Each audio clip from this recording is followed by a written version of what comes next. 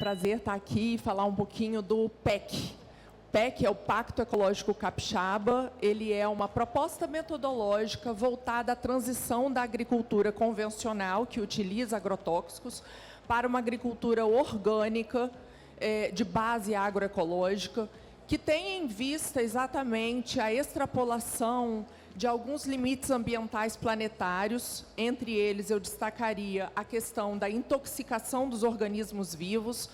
Esse limite ambiental planetário, ele compõe um dos limites que foram ultrapassados no ano de 2023, e, basicamente, a intoxicação de organismos vivos está relacionada à disposição inadequada de resíduos sólidos, ou seja, lixos, e, ao mesmo tempo, o uso de substâncias químicas que vêm impregnando o meio ambiente, seja ele através dos seus recursos naturais, como água, solo e, por que não dizer, impregnando também a nossa saúde humana, que tem sido bastante comprometida, dado há mais já de uma década, estudos que comprovam que a saúde humana e o aumento do número de câncer, Alzheimer e autismo tem sido relacionado ao uso de agrotóxicos.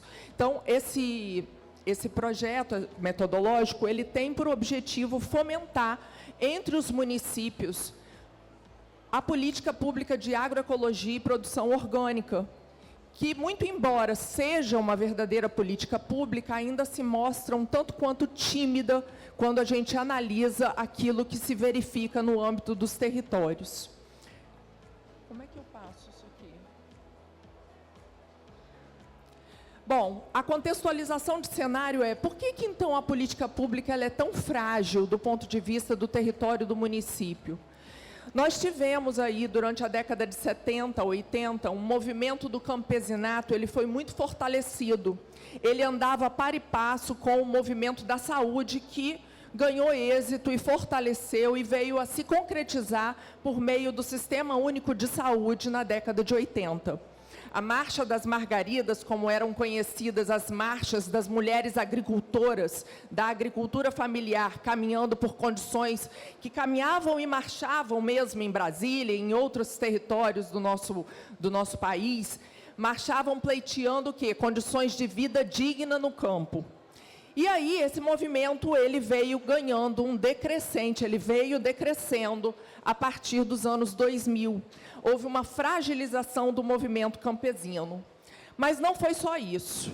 Aliado a esse movimento de fragilização, essa precarização, nós tivemos também um movimento de decréscimo em relação às propostas de reforma agrária no Brasil. E não só isso também, nós contamos com um aumento exacerbado do número de agrotóxicos, dada a indústria de agrotóxicos e aquele lobby que nós identificamos desde lá o Congresso Nacional, através da bancada ruralista. Todo esse movimento fragiliza a política pública, que, na verdade, acaba por desenvolver um tratamento ou dispensar um tratamento desigual em relação a agricultores que laboram com o uso de insumos químicos e agricultores que não laboram com o uso de agrotóxicos e proteínas transgênicas. Diante disso, esse reflexo, ele também, eu poderia sinalizar mais um exemplo, que é a questão das isenções, ai meu Deus, das isenções tributárias ou isenções fiscais existentes e dispensadas ao uso de agrotóxicos. Situação que não é transferida, e nem poderia ser, porque a agricultura orgânica não usa agrotóxicos, mas que poderia ser nivelada por meio de outros instrumentos econômicos, a exemplo do pagamento por serviços ambientais. Bom, o que todo esse contexto de cenário nos aponta? Nos aponta a importância de nós fomentarmos uma transição rumo à agricultura orgânica que seja capaz de viabilizar metodologicamente e a partir dos verdadeiros atores, que são os agricultores, a superação dos obstáculos existentes.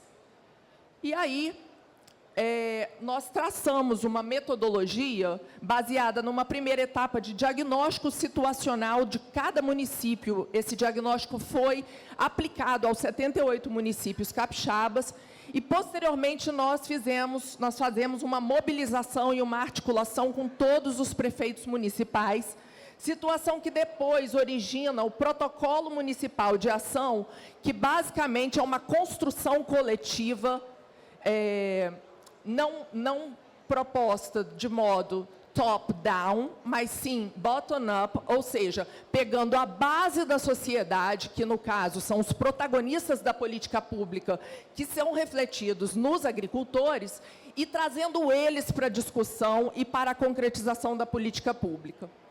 Eu vou passar aqui só para poder apresentar um pouco mais didaticamente.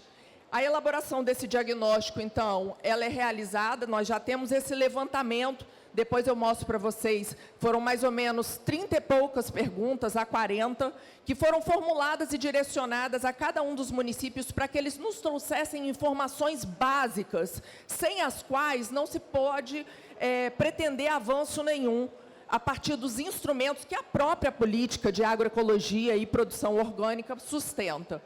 Depois disso, nós temos, então, a reunião coletiva, a reunião individual com cada um dos municípios para trazer os atores institucionais que são fundamentais à concretização da política pública. Segue-se um termo de parceria que é assinado não só envolvendo o Ministério Público quanto os atores institucionais, mas também envolvendo Incaper, IDAF, Secretaria de Estado da Agricultura, Secretaria de Estado de Meio Ambiente, para poder dar esse suporte. Mas esse pedaço aqui é o que eu chamo assim de núcleo determinante, que é a formação do núcleo de governança compartilhada. É a partir dele que os atores não institucionais são chamados a construir a política pública. E aí, muito embora essa estratégia metodológica não seja uma estratégia engessada, porque ela precisa se adaptar à realidade de cada um dos territórios municipais, nós, então, disponibilizamos uma minuta de política municipal de agroecologia e produção orgânica. Nós disponibilizamos também uma política de universalização da alimentação escolar de produtos orgânicos. A gente sabe que um dos grandes desafios do agricultor fazer essa transição é ter a certeza do mercado consumidor. E as compras públicas representam, dentro desse cenário, um importante instrumento de fomento à valorização desse tipo de produção. A partir daí, essa elaboração compartilhada, todos os agricultores entram exatamente compartilhando os seus desafios. Por que eu não transito? Eu não transito porque eu não tenho certeza do mercado consumidor. Eu não transito porque eu não tenho essa formação. E aí a gente disponibiliza uma formação de mais ou menos 1 ano com o pessoal do sistema ATER, tá? Que é o sistema da extensão rural. Por fim, nós temos também uma avaliação que, na verdade, como muito bem diz a doutrinadora Maria Paula Dallari, que é uma grande doutora em políticas públicas, essa avaliação ela vai perpassar toda essa proposta metodológica.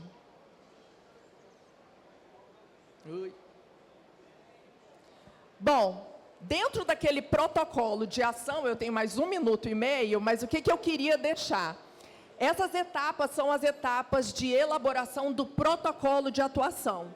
E o protocolo de atuação é aquele pedaço do método que vai recair sobre a superação dos desafios necessários à implantação e ao fortalecimento da política pública. Bom, com isso, quais são as nossas metas e os resultados já alcançados? Expandir a produção agroecológica no município, melhorar a qualidade de vida da agricultura familiar, reduzir ou até mesmo caminharmos para a eliminação do uso de agrotóxicos nos sistemas produtivos, contribuir para o enfrentamento das mudanças climáticas, fortalecer a articulação social e institucional, promover a intersetorialidade da política pública. Nós temos aqui 3 setores fundamentais: educação, por conta do cardápio escolar, agricultura e meio ambiente. Sem falar na importância da Procuradoria estar envolvida, enfim, e de demais atores como a assistência social. Estimular a transversalidade entre os saberes técnicos e os saberes populares. Importante que o Ministério Público entenda que ele não pode falar só para ele mesmo. E que, além dele não poder falar para ele mesmo, as pessoas têm muito a dizer para nós. E essas pessoas, no caso da política de agroecologia, são os agricultores rurais. É isso que eu queria dizer para vocês, dizer que por trás de cada alimento há o campo e o trabalho da sua gente. A construção do sistema alimentar baseado no uso de agrotóxicos é uma construção cultural. E a gente precisa, então, caminhar da mesma forma para que a construção agroecológica seja uma realidade. Obrigada. Então, mês que vem, completa 10 anos do rompimento da barragem do Rio Doce, da barragem da Samarco, que acabou contaminando o nosso Rio Doce, e o rejeito acabou chegando no mar. Em 2021, começou uma nova tratativa de um novo acordo. E após 444 reuniões que eu participei, foi finalizado, então, formalizado o novo acordo do Rio Doce.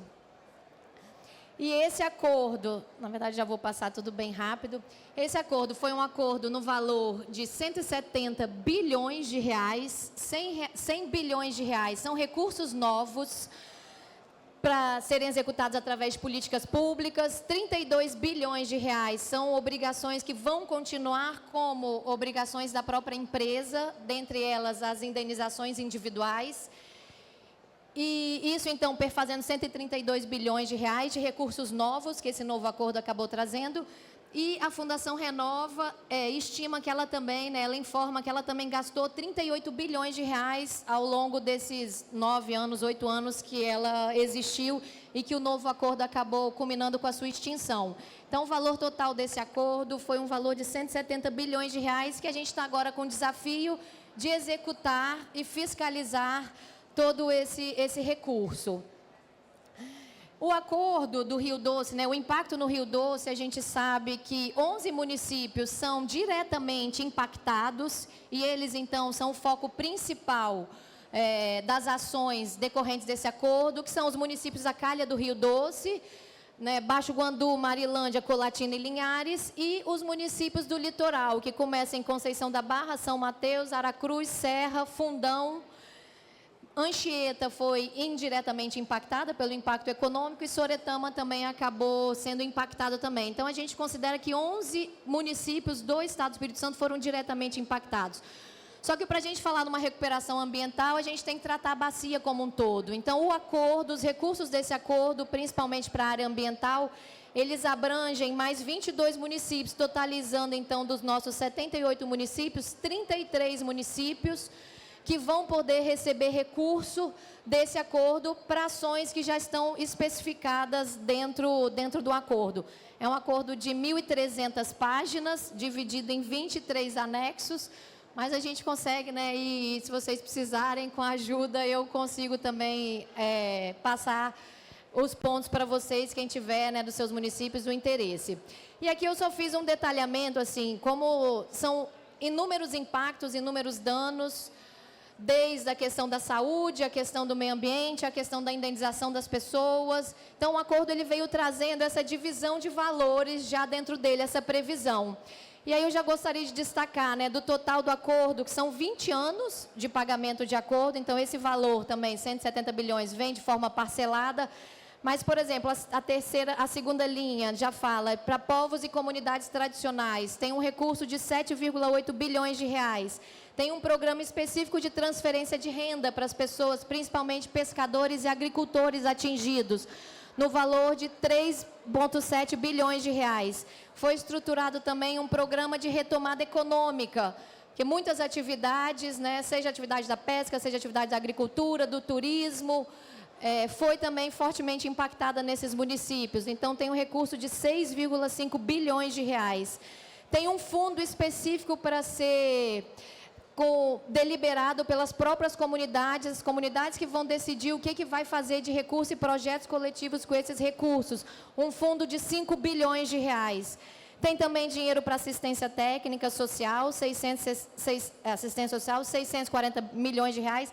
Tem um fundo específico da saúde. A gente sabe que hoje o nosso rio, o peixe, a gente tem uma contaminação muito grande e o impacto na saúde humana ainda desconhecido, mas a gente sabe que também é muito grande. Então, foi estruturado dentro do acordo um fundo para a saúde de 12 bilhões de reais para todos os municípios atingidos. Aqui no Espírito Santo, eu falei, né, são 11 diretamente atingidos, mas em Minas também são 39 municípios atingidos. Então, ao todo, a gente está falando de 38, são 49 municípios ao todo atingidos, que vão dividir esses recursos. E o Fundo da Saúde também vem, então, para os 2 municípios.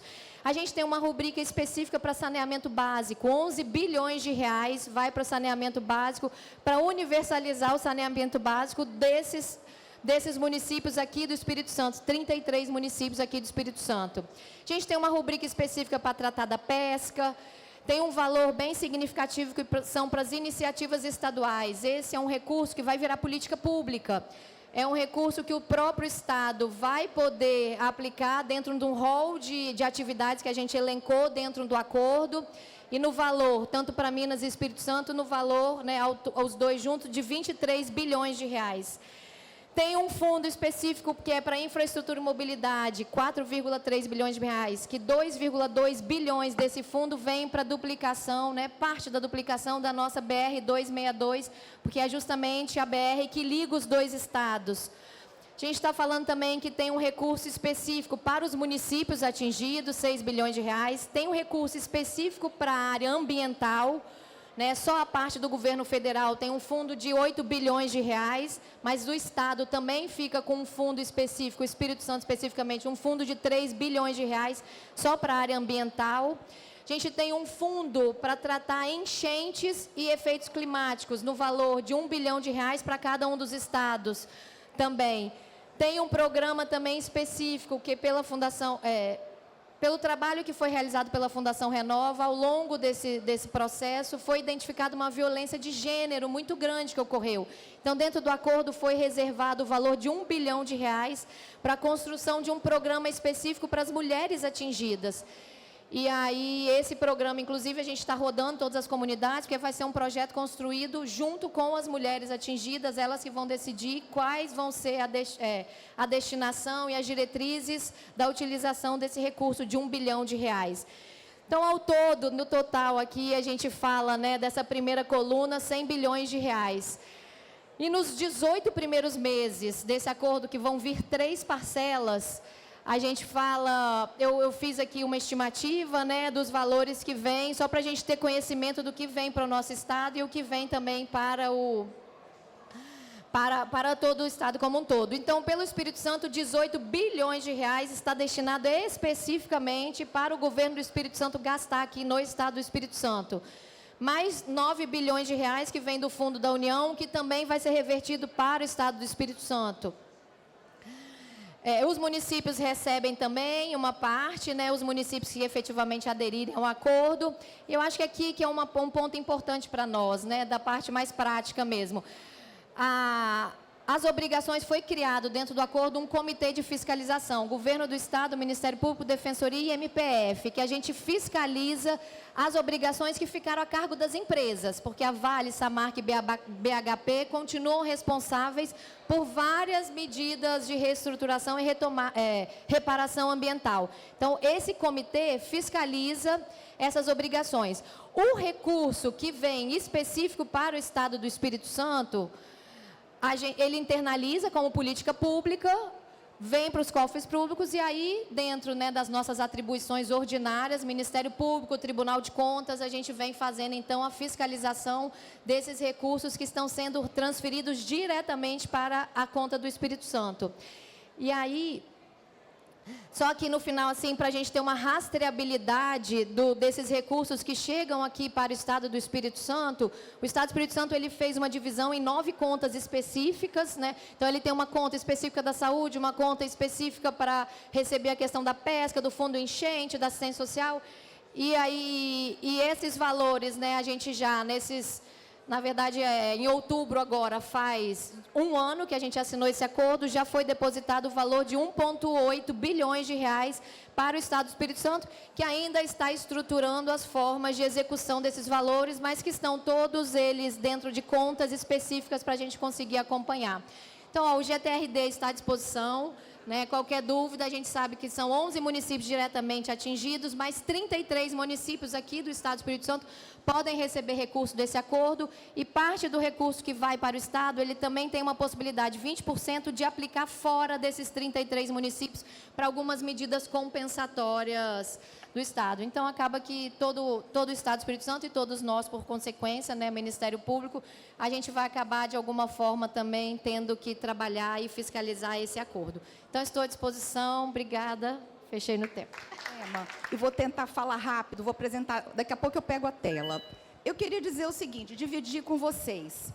Esse enunciado é um enunciado teórico, mas ele vem de uma experiência prática na promotoria do consumidor, mas que vale para todas as áreas da tutela coletiva.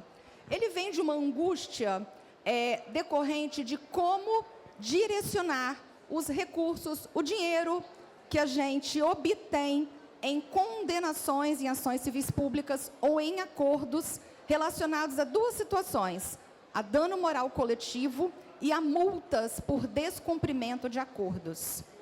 Nesse período todo, na defesa do consumidor, e aí já é um tempo, né, relativo, a gente já teve experiências as mais diversas. Já encaminhamos recurso para o fundo estadual, já tentamos utilizar esse dinheiro a partir do fundo estadual. A dificuldade é enorme, a gente tem que apresentar um projeto, a gente tem que aprovar o projeto no fundo, depois de aprovado e compreendido pelo Conselho, a gente tem que seguir toda a formalização natural, inerente ao uso do recurso público, e até acontecer isso tudo, a gente já perdeu muito tempo e a gente questiona a efetividade. Então, o enunciado e a experiência que eu trago diz respeito a como utilizar esse valor em medidas concretas. Todavia, é necessário algumas balizas, alguns cuidados que a gente vai mencionar aqui. Então, agora eu vou passar aqui que eu consegui explicar do que se trata. É essa setinha. Bom, primeiro dizer que a promotoria ela tem uma atuação eminentemente pautada na autocomposição. Hoje eu posso dizer que a gente tem 95% de acordos para 5 de ações.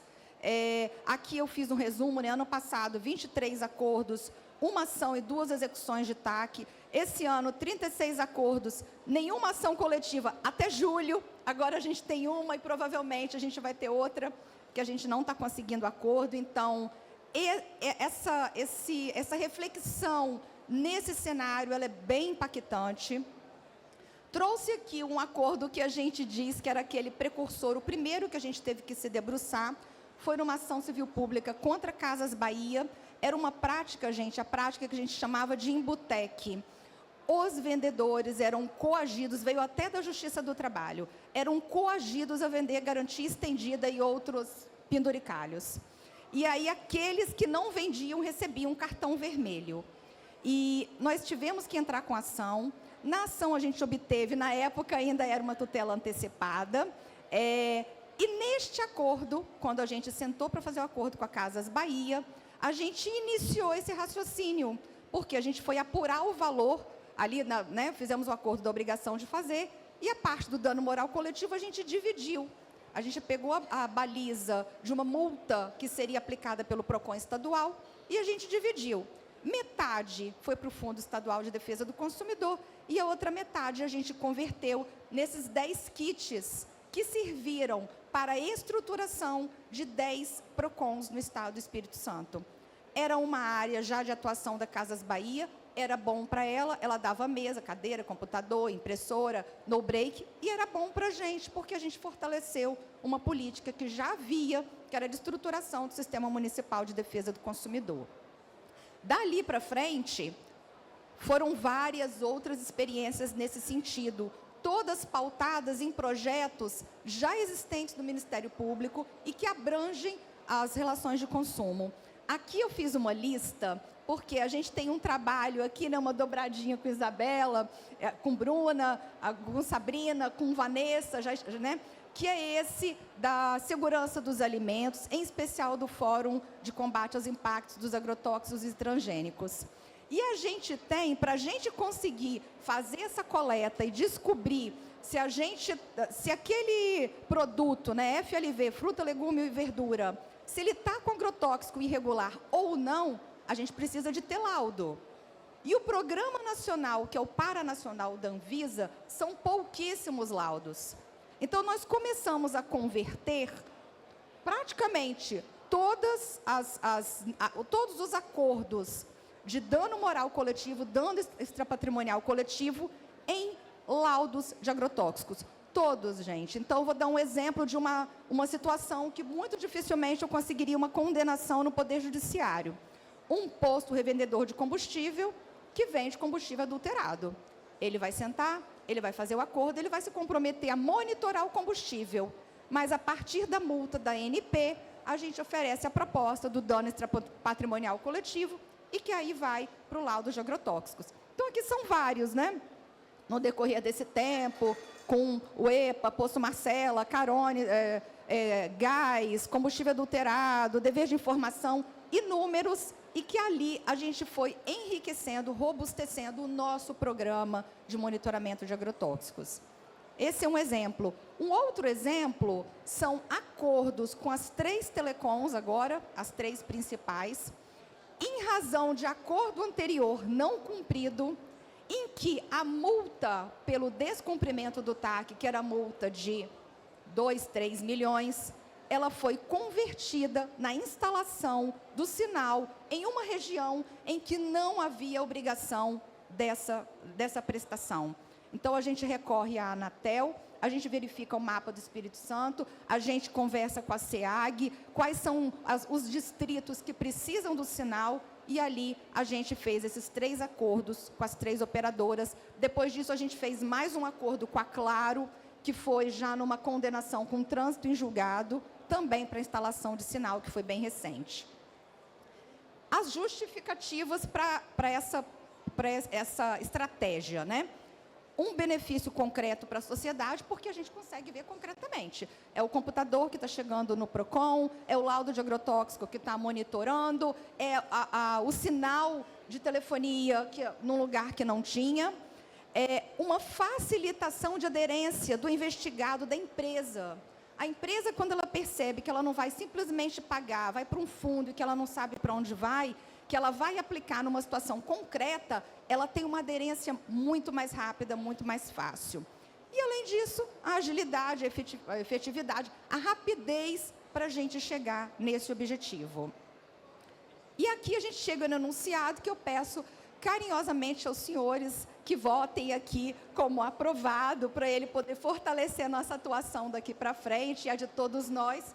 Como eu disse, não diz respeito apenas à questão da defesa do consumidor, que eu redigi da seguinte forma: a destinação de valores decorrentes de condenações coletivas, ou seja, pelo Poder Judiciário, ou instrumentos de autocomposição, nosso, inclusive multas por descumprimentos de acordos ou de TACs, pode ser convertida em medidas concretas de interesse público, desde que assegurada a pertinência temática, a proporcionalidade e a transparência na execução.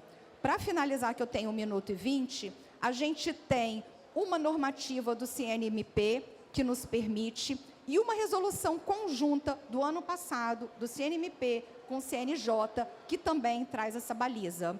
Junto também a somar, a gente teve uma decisão do ministro do STF, Flávio Dino, no ano passado, numa DPF, em que praticamente a decisão foi conduzida nesses moldes. Então, esse é o trabalho que eu trouxe aqui para apresentar para vocês, e que eu espero que seja aprovado e que eu espero também que possa ser avaliado dentro ali da mesa de trabalho de cada um. Muito obrigada.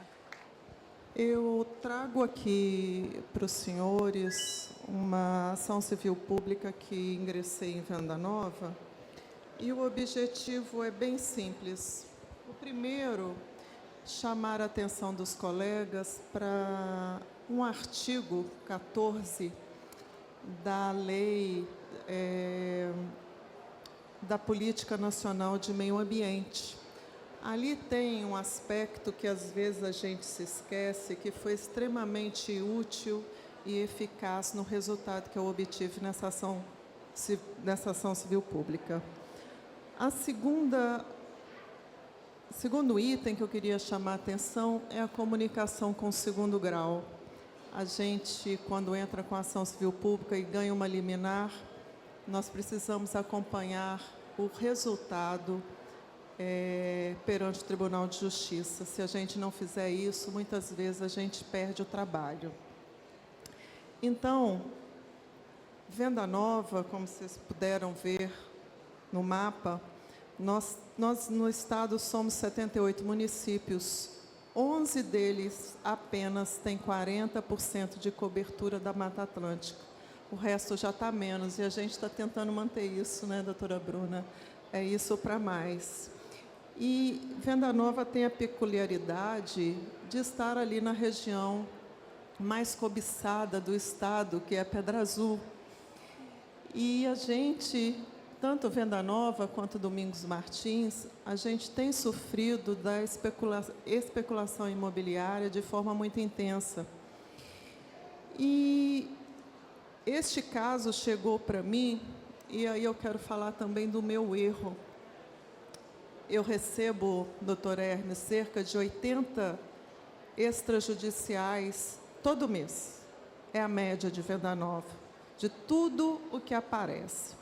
Então, eu tive que criar uma sistemática para algumas coisas. E o ambiental, quando chega do IDAF, geralmente eu já mando direto para a delegacia, doutora Bruna, porque, como eu sou mais criminal do que civil, eu tento resolver muita coisa lá no criminal.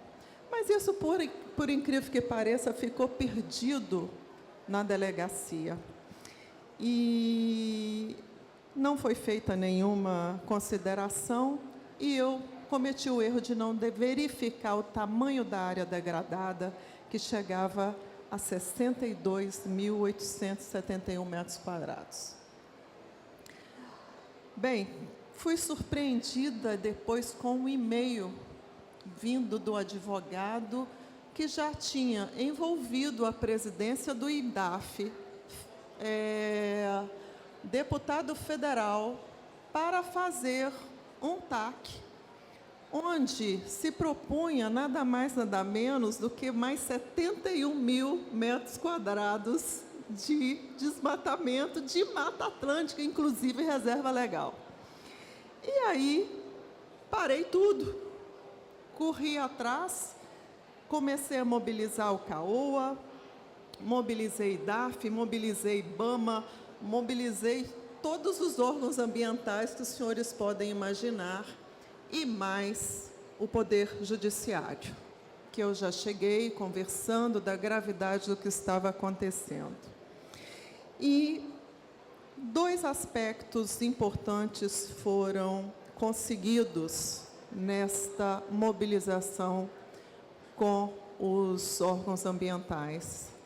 Nós descobrimos, e os senhores devem também já ter visto isso, que a nossa valoração de dano ambiental é pífia, para não dizer outra palavra, ou inexistente. Um lote em Venda Nova, de 300 metros quadrados, em qualquer região, por ali, valorizada, R$500 mil, R$1 milhão, se tiver vista para Pedra Azul, é R$1,5 milhão. Então,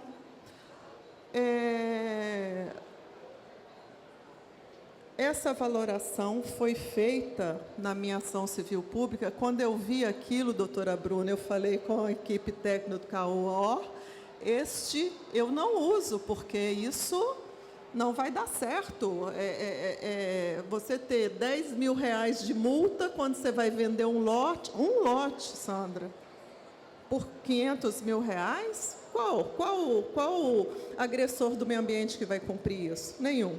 Então, eu fiz uma quantificação de dano diferente, dividi aquela área, pedi à Prefeitura Municipal para fazer essa divisão, que fossem lotes de 2 mil metros quadrados, qual o valor deles, 750 mil foi apurado, e aí nós chegamos a uma ação que estava equivalendo a R$15 milhões, mas o dano ambiental moral, 7 milhões, nós chegamos num patamar aí de 21 milhões de reais. E pasmem os senhores, eu pedi o bloqueio financeiro e tem gente em Venda Nova que tem mais de 21 milhões de reais na conta bancária. Isso foi bloqueado. O que acontece no momento desse? O advogado corre para o Tribunal de Justiça. E eu também corri para a minha procuradoria e quero deixar um agradecimento especial à doutora Andréa Rocha e à doutora Cídia.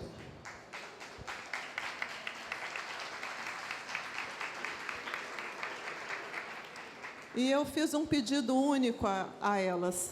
Por favor, vai lá conversar com a relatora, que eu só quero tempo.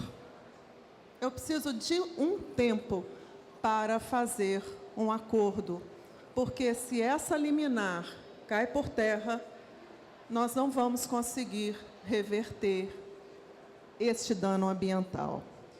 E elas conseguiram, com jeitinho, com conversa, que a liminar dada pelo magistrado fosse mantida. E aí começaram as conversas.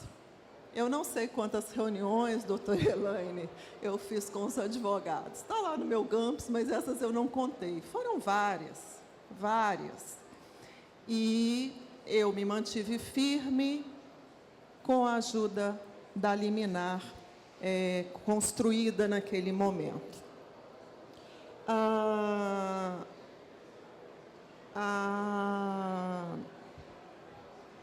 Após isto, nós conseguimos formular o acordo judicial e tivemos um benefício que aí casa com a tua fala, Sandra. Eu consegui que os agressores depositassem em juízo com várias prestações, mas eles vão depositar R$1 milhão. E esse dinheiro já está amarrado em outro GAMPS, que aí eu vou precisar da ajuda do CAOA, para a construção, implantação da unidade de conservação da Pedra do Canto, que é aonde está a nascente do rio Jucu, que afeta todos nós aqui na Grande Vitória. Então, quero agradecer a todos os envolvidos, a ajuda do CAOA na sua pessoa, e também a toda a minha equipe e o trabalho todo que foi feito. Muito obrigada.